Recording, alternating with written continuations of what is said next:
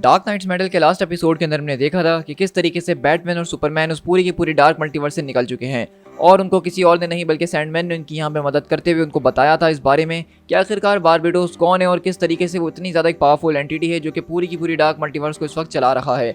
और अब उसका पूरा का पूरा प्लान तकरीबन कंप्लीट हो ही चुका है क्योंकि बैटमैन और सुपरमैन वहाँ उस वर्ल्ड फॉर्ज के पास पहुंच चुके हैं जहाँ से सबकी शुरुआत हुई थी। और देखने से तो ऐसा लग रहा है कि वो वर्ल्ड फॉर्ज अब मुकम्मल तौर पर डार्क हो चुका है। और यहाँ पे एक बहुत ही बड़ी चीज़ रिवील की जाती है और वो ये थी कि जिस तरीके से बारबेडोस पहले सिर्फ एक ड्रैगन हुआ करता था फॉर्जर के लिए, अब इसी तरह बारबेडोस ने उसको मार के उसकी जगह ले ली है और उसने अपने लिए एक नया ड्रैगन बनाया है जो कि कोई और नहीं बल्कि कार्टर हॉल यानी कि हॉकमैन है।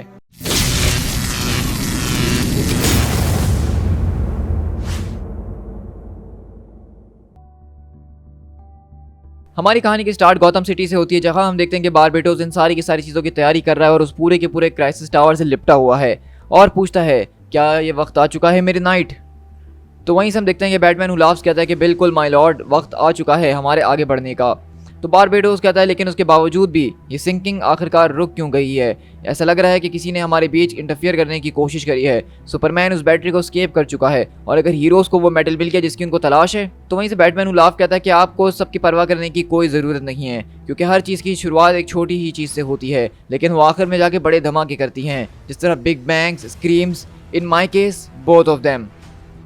लेकिन आपकी जो आवाज़ है इसके अंदर एक डार्क कॉर्ड मौजूद है जिसकी स्ट्रिंग्स के जरिए पूरी की पूरी मल्टीवर्स की स्ट्रिंग्स को हिला सकते हैं। एक ऐसा मेंटी म्यूजिक जिसके जरिए ही आप अगर सिर्फ चीखें तो पूरी की पूरी ये अर्थ दोबारा से डूबना शुरू हो जाएगी। तो मेरे ख्याल से वक्त आ चुका है कि आपको अपना मुंह खोल के वो आवाज़ निकालनी चाहिए और अपनी उस डार्क आर्मी को यहाँ पे बुलाना चाहिए वंस एंड फॉर ऑल।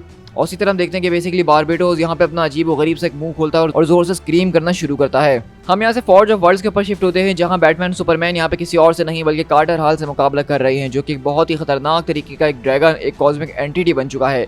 जहाँ हम देखते हैं कि बैटमैन और सुपरमैन यहाँ से उससे बचने की कोशिश कर रहे होते हैं और समझ रहे होते हैं कि आखिरकार ये क्या है क्योंकि यहाँ पे उनको जो कुछ जगह नजर आ रही होती है वो उनके पास से रिलेटेड होती है। जिस तरह क्राइम एले हो गई, यहाँ पे सुपरमैन का घर हो गया जो कि मुकम्मल तौर पर बर्बाद हो चुका है। मतलब यहाँ पे भी उनको वो चीज़ें दिखाने की कोशिश की जा रही है जिससे उनकी हिम्मत टूटे। लेकिन बैटमैन सुपरमैन को यही समझाता है कि हमें इस पूरी की पूरी चीज़ की जड़ तक जाना होगा, चाहे हमें कितनी भी डार्क क्यों ना नजर आ रही हो लेकिन हमें नीचे जाके देखना ही होगा। इसी के बाद हमारी कहानी यहाँ से सेंटर ऑफ अर्थ के अंदर शिफ्ट होती है जहाँ हम देखते हैं कि एक्वामैन और हमारा जो डेड स्ट्रोक होता है वो यहाँ उस पूरे के पूरे समंदर के अंदर से ट्रैवल करते हुए एक जगह के ऊपर पहुँचते हैं। और जब यहाँ आते हैं तो एक्वामैन देख के कहता है कि इस सारी की सारी रॉक को देखते हुए तो यही लग रहा है कि इस वक्त हम कहीं और नहीं बल्कि सेंटर ऑफ द अर्थ यानी कि प्लैनेट के कोर के ऊपर मौजूद हैं और इसलिए हमारा बाकी जस्टिस लीग से कॉन्टैक्ट करना बहुत ज़्यादा मुश्किल है। ओ गॉड्स, ज़रा ये मैग्मा एक्सट्रैक्ट तो देखो, ऐसा लग रहा है कि इसको किसी तरह के अटलांटियन टेक्नोलॉजी के अंदर इनकेस्ड किया गया है और इसकी हीट से हमें अब तक बचाया जा रहा था।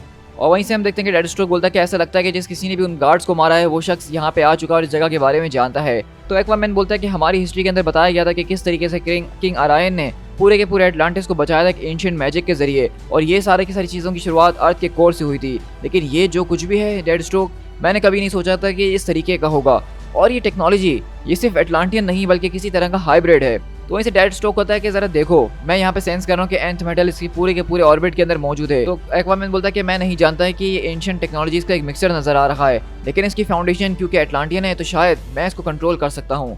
तो डेड स्ट्रोक बोलता है कि वेल ऑल राइट, हमारे लिए इतना ही काफ़ी होगा, तो क्या तुम इस चीज़ को ऑन करोगे अब।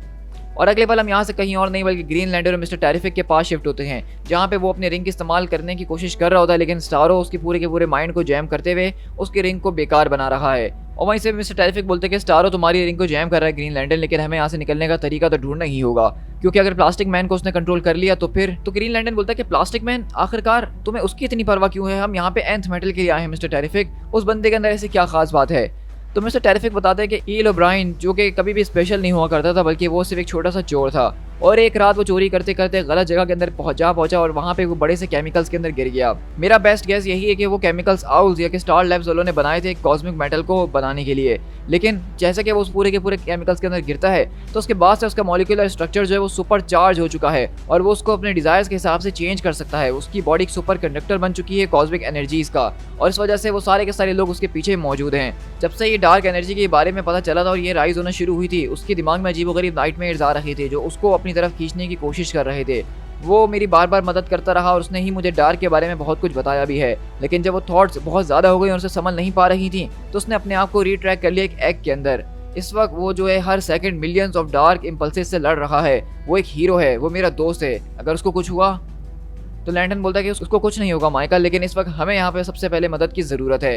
लेकिन वहीं से आवाज़ आती है कि नहीं, तुम्हें इतनी भी मदद की ज़रूरत नहीं है। तो लैंटन बोलता है कि अब आखिरकार तुम कौन हो बड़ी। और हम देखते हैं कि वहाँ पे दरअसल एक आदमी मौजूद होता है थैनागार का, लेकिन वो दरअसल कुछ और नहीं बल्कि मार्शियन मैनहंटर होता है। तो हम देखते हैं कि ग्रीन लैंटन एकदम चौंक जाता है, उसको देखकर कहता है कि मैनहंटर तुम यहाँ पे क्या कर रहे हो।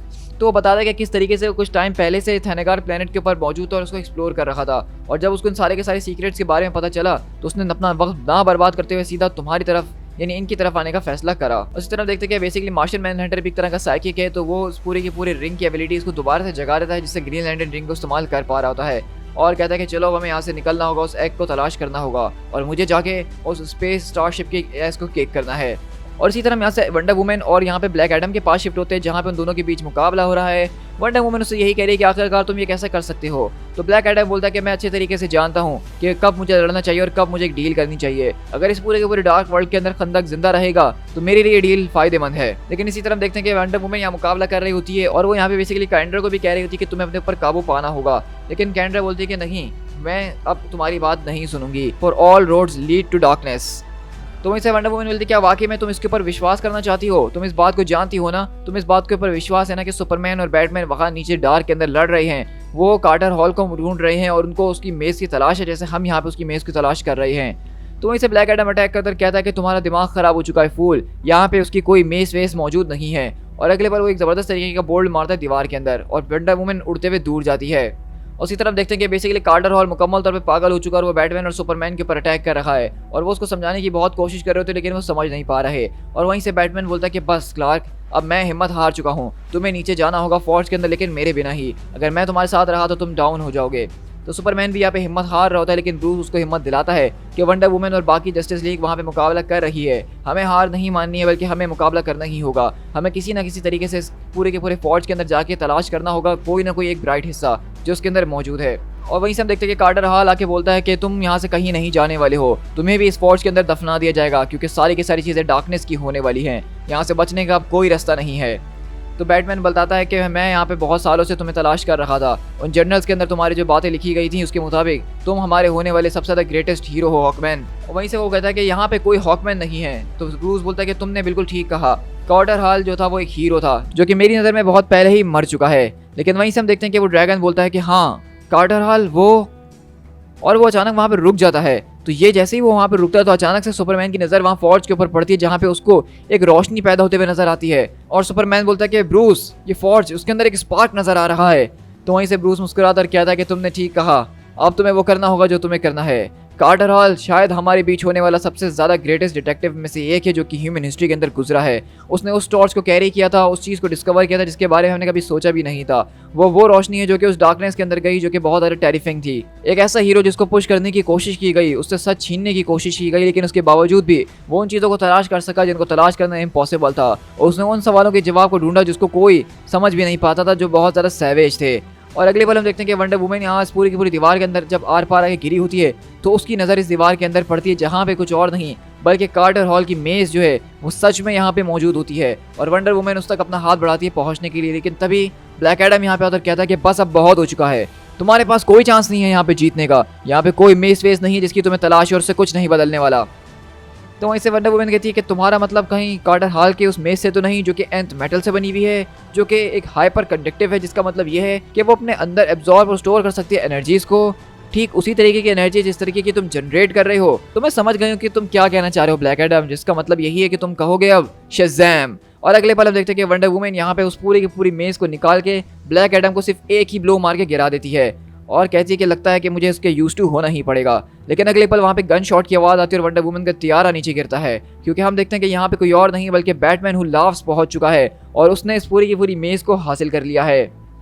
और कहता है कि ये बुलेट जिससे मैंने अभी तुम्हें शूट करा है वो 8 मेटल से बनी हुई है, ये वही मेटल है जो कि तुम्हारे उस जहाज़ के अंदर मौजूद है जो कि इनविजिबल हो जाता है और जो गॉड्स इस्तेमाल करते हैं। हेलो डायना, तुम मुझे तो जानती ही होगी, मैं काफ़ी लंबे अरसे से ट्रैवल कर रहा हूँ तो मेरी हालत आजकल कुछ ठीक नहीं है, लेकिन ये बात तो माननी पड़ेगी कि हर वर्ल्ड के ऊपर जहाँ भी मैं तुमसे मिला हूँ तुम एक कांस्टेंट की तरह हो, तुम ही उन सब में सबसे आखिरी होती हो जो कि आखिर तक मुकाबला कर रही होती है, लड़ने की कोशिश कर रही होती हो। लेकिन अब इस सब को खत्म करने का वक्त आ चुका है। लेकिन वंडर वुमन तड़प रही होती है और कहती है कि नहीं, ये अंत नहीं है, सुपरमैन और बैटमैन मेरे दोस्त, वो उसका तरीका ढूंढ ही लेंगे। इसी तरह यहाँ से एक्वामैन के पास शिफ्ट हो तो एक्वामैन और डेडस्ट्रोक मिलकर यहाँ पे एंथ मेटल के पूरी की पूरी चीज़ों को एक्सट्रैक्ट कर रहे होते हैं उस ऑर्बिट के अंदर से, ताकि वो एंथ मेटल को क्रिएट कर सकें। और जब वो उसके बहुत ज़्यादा करीब होते हैं तो अचानक यहाँ पे उनके ऊपर पीछे से अटैक होता है और हम देखते हैं कि वहाँ कोई और नहीं, दरअसल ब्लैक मैंटा मौजूद होता है। तो एक्वामैन उसको समझाने की कोशिश करता है कि अगर तुमने मेरी बात नहीं मानी तो ये पूरा का पूरा वर्ल्ड सिंक हो जाएगा, तुम्हें सबको रोकना होगा, तुम्हें मेरी बात को सुनना होगा। तो ब्लैक मैंटा बोलता है कि मैं एग्जैक्टली यही तो करना चाहता हूँ, क्योंकि बारबेडोस ने मुझसे वादा किया है कि जब ये पूरी की पूरी दुनिया डार्क हो जाएगी तो उसके अंदर की नीचे की दुनिया को सिर्फ मैं ही राज करूंगा और तुम सबको गुलाम बनाऊंगा अपना। और अगले पल हम देखते हैं कि ब्लैक मैंटा यहाँ पे बाकी के उन सारे के सारे डार्क नाइट्स को बुला लेता है और यहाँ पे एक्वामैन और उनको पकड़ लेता है और उस पूरे के पूरे एंथ मेटल के ऊपर कब्जा कर लेता है। इसी तरह हम ग्रीन लैंटर्न, मिस्टर टेरिफिक और यहाँ पे मार्शियन मैनहंटर के पास शिफ्ट होते हैं, जो कि थैनेगार के ऊपर अटैक करते हुए प्लास्टिक मैन को हासिल करने के लिए जा रहे होते हैं और वो वहाँ पे प्लास्टिक मैन को हासिल कर लेते हैं। और इस तरह वो लोग यहाँ से उस पूरे के पूरे फीनिक्स कैनन के पास जाते हैं, जहाँ पे उनको पता चलता है कि इसको डिज़ाइन किया गया था एंथ मेटल को जो है ब्राइट करने के लिए। मतलब जो एंथ मेटल अर्थ की कोर के अंदर है, जिसको अभी भी एक्वामैन और यहाँ पे डेडस्ट्रोक ने डिस्कवर करा है, ये उसके ऊपर अगर शूट करेंगे तो उस मेटल को ब्राइट कर देंगे, जिससे अर्थ जो है वो वापसी राइज होना शुरू हो जाएगी और वो डार्क मल्टीवर्स के अंदर नहीं जाएगी। लेकिन यहाँ पे वो बता दें कि कुछ ना कुछ गड़बड़ ज़रूर है, इस पूरी की पूरी चीज़ की पोलैरिटी को बिल्कुल रिवर्स कर दिया गया है किसी के ज़रिए। लेकिन जब अगले पल वो उसको शूट करने वाले होते हैं कैनन को, तो वहाँ से ग्रीन लैंटर्न बोलता है लेकिन ये सब किसने किया है। और अगले पल वहाँ से आवाज़ आती है कि ये हमने किया है। और हम देखते हैं कि यहाँ पे वो जो बाकी बचे हुए ब्लैक नाइट्स थे वो यहाँ पे पहुँचते हैं, जिसके अंदर एक एरीज गॉड ऑफ वॉर वाला बैटमैन, डूम्सडे वाला बैटमैन और ग्रीन लैंटर्न वाला बैटमैन मौजूद है। और हम देखते हैं कि बैटमैन हु लाव्स बता रहा है कि किस तरीके से यही उनका पूरा का पूरा प्लान था कि वो उन चीज़ों को हासिल कर लें जो कि वो खुद हासिल नहीं कर सकते हैं जस्टिस लीग के जरिए। मतलब अब उन्होंने जो है वो बेसिकली उस पूरे के पूरे कैनन को चला के अर्थ के ऊपर शूट कर दिया है, उस पूरे के पूरे एंथ मेटल के ऊपर काबू पा लिया है जो कि एक्वामैन और डेडस्ट्रोक ने ढूंढा था, और उसको उन्होंने अब उल्टा ब्राइट करने की वजह और ज़्यादा डार्क कर दिया है। और अब ये अर्थ जो है नीचे डूबती जा रही है डार्क के अंदर। और कार्टर हॉल की ये मेज जिसको वंडर वुमन ने यहाँ तलाश करा है, वो एक एज अ एंकर काम करेगी इस पूरे के पूरे पोर्टल के आर पार जाने के लिए और एक तरह का गाइड करेगी सबको। तो एक तरह से देखा जाए तो जस्टिस लीग जो इतनी ज़्यादा मेहनत कर रहे थे एंथ मेटल को ढूंढने की, इन सब चीज़ों को बचाने की, वो उल्टा उनके ही फेवर से आउट हो गई है और उनके लिए ही नुकसानदेह हो रही है। लेकिन अगले पल सुपरमैन बोलता है कि ब्रूस आखिरकार ये क्या है। तो वहीं से बैटमैन बोलता है कि हमें नीचे कूदना होगा अभी इसी वक्त। और हम देखते हैं कि वहाँ से बैटमैन और सुपरमैन सीधा उस पूरे के पूरे फोर्ट्स के अंदर कूद जाते हैं। और इसी तरह हम देखते हैं कि बैटमैन उलाफ बताता है कि अब सब कुछ खत्म हो चुका है, लेकिन मैं तुम्हें यहाँ पे मारूंगा नहीं बल्कि जिंदा छोड़ दूंगा, ताकि तुम देख सको कि तुम्हारी आंखों के सामने किस तरीके से तुम्हारी पूरी की पूरी दुनिया बर्बाद होती है और तुम यहाँ अकेले पॉइंटलेस रहोगी जिसकी कोई मदद अब नहीं कर सकता है। लेकिन वंडर वुमन अभी भी हिम्मत से काम ले रही होती है और कहती है कि नहीं, ये सब एक झूठ है, ये सिर्फ एक मैनिपुलेशन है। और वहीं से बैटमैन और सुपरमैन जो इस पूरे के पूरे फौज के अंदर जा चुके हैं और सब कुछ महसूस कर रहे होते हैं। लेकिन क्लार्क बोलता है कि मैं ये फील कर सकता हूँ ब्रूस, अब मेरा एक एक सेल मुझसे ये कह रहा है कि अब सब कुछ खत्म होने वाला है। और वहीं से वंडर वुमन कैंड्रा के ऊपर जाती है उससे अटैक करने के लिए, उससे लड़ने के लिए, और उसको अपने लैसों की मदद से होश के अंदर लेकर आती है और उसकी मदद से वो लोग बेसिकली ट्रैवल करते हुए सीधा बारबेटोस के पास एक पोर्टल के जरिए जाते हैं। लेकिन जब वो वहाँ उस गौतम सिटी के अंदर पहुँचते हैं तो वो देखते हैं कि यहाँ पे हर कोई बिल्कुल पागल हो चुका है, वो बारबेटोस का गुलाम बन चुका है, ये दुनिया बहुत ज़्यादा डार्क हो चुकी है। और वहीं हम बैटमैन और सुपरमैन को भी देखें तो वो उस पूरे के पूरे फौज के अंदर डूबते जा रहे हैं और उनको यहाँ पे उम्मीद की कोई किरण नजर नहीं आ रही। लेकिन वंडर वुमन यहाँ पे यही कहती है कि तुम्हें मेरे लिए एक काम करना होगा कैंड्रा, कि तुम्हें यहाँ चिल्लाना होगा। तो कैंड्रा बोलती है कि इसका क्या मतलब है। तो कहती है कि हमें यहाँ पे चिल्लाना होगा ताकि हम बारबेटोस और उसके बैटमैन को ये बात बता सकें कि अभी भी हम यहाँ खड़े हुए हैं और उससे मुकाबला कर रहे हैं, ये कोई स्क्रीम नहीं है, ये कभी भी एक स्क्रीम नहीं थी। तो वहीं से कैंड्रा बोलती है कि आखिरकार फिर ये क्या है डायना, ये सब है क्या आखिरकार चीज़। तो वहीं से वंडर वुमन कैंड्रा के साथ कूदती है उन सारे के सारे होर्ड्स के अंदर और कहती है कि ये एक वॉर क्राई है। और इसी तरह हम देखते हैं कि वंडर वुमन यहाँ पे तूफान के साथ एक ज़बरदस्त तरीके से कूदती है उन सब लोगों से मुकाबला करने के लिए, जबकि यहाँ पे उम्मीद की कोई किरण नज़र नहीं आ रही है, सब कुछ जल रहा है। और हम देखते हैं कि यहाँ पे बेसिकली जो यहाँ पे हमारा ड्रीम होता है उसकी पूरी की पूरी लाइब्रेरी की किताबें भी अब जल के राख हो रही हैं। To be concluded.